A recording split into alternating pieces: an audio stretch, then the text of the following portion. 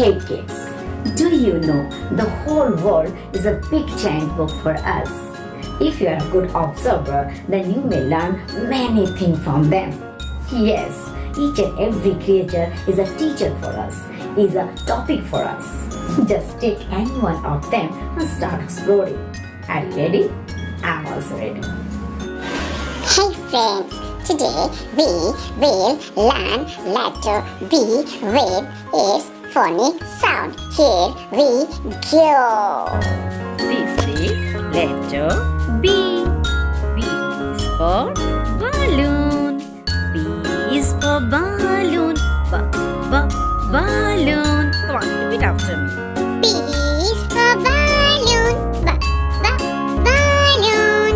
So, B, balloon. B, brinjal. B, bat. B, baby. Come on, repeat after me. B, balloon. B, brinjal.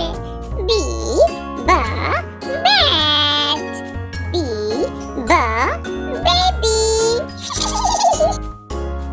Thanks for watching. Please like, share and subscribe.